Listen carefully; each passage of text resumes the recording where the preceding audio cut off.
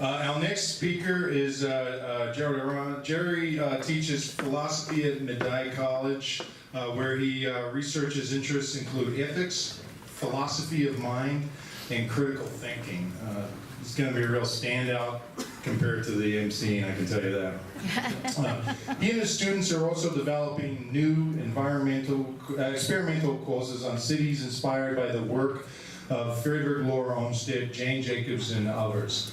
Hence our connection to the Buffalo Architecture Foundation. Jerry.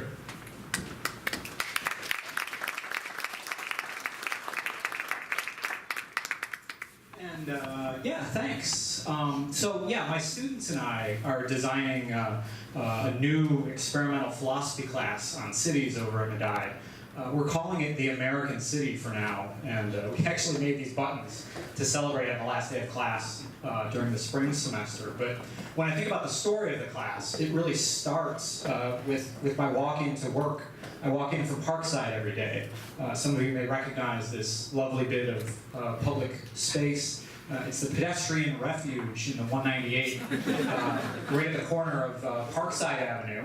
And when you're out there every day, it has a way of provoking some deep sort of philosophical questions.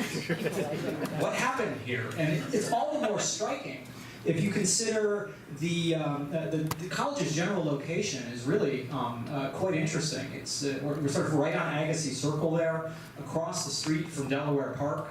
And quite honestly, this gives us a really great opportunity to study some of the big ideas, not just Olmsted's ideas, but other big ideas that have shaped cities like Buffalo, while we also go out into the city itself to see what the buildings and spaces inspired by these ideas look like and feel like. This is the reading list for the class.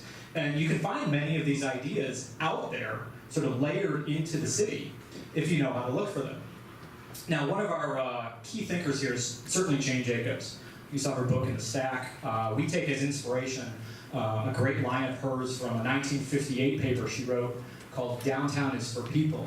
She wrote there that if you really want to understand the city, it's not enough to sort of look at the renderings and take photographs or drive around or see it from 30,000 feet. You've got to get out and walk, she says. These are the only words that I'll have in the slide deck. I know that might be cheating, but you've got to get out and walk, she says. This is how you really understand what's going on in a city. At the level of the pedestrian, that's where you can see and feel things you wouldn't otherwise capture.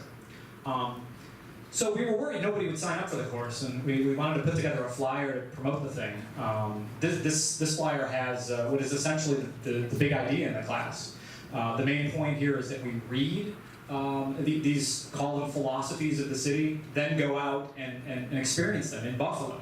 We cross the street, right, and we have the philosophy of Frederick Law Olmsted built into the landscape architecture of the Buffalo Park system. Olmsted used his naturalistic landscapes to express deep aesthetic concepts. I think that's kind of cool, actually, as a philosopher. But we can also, again, take a walk across the intersection, and we find scenes like this one that illustrate his ideal of the pastoral landscape. Right? It's a smooth, graceful scene, and when you're really in it, it can carry you away from the city and from the stresses of city living, the way at least as Olmsted had suggested it. Other park elements, this is the Ivy Bridge, of course, illustrate his concept of the picturesque. You know, it's not just pretty, but it's darker, rougher, more mysterious, and provides a kind of contrast to the pastoral scene. So this is how a park could become a kind of philosophy text. But we have some contemporary philosophies in there, too. This is the new Green Code, of course. I'm sure this is destined to become a philosophical classic someday.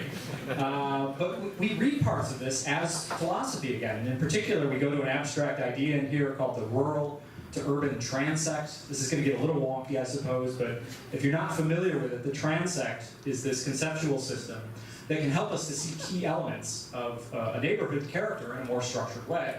So the T6 downtown urban core will be more dense, has different buildings and streets and uses than a rural or a suburban or even a general urban zone.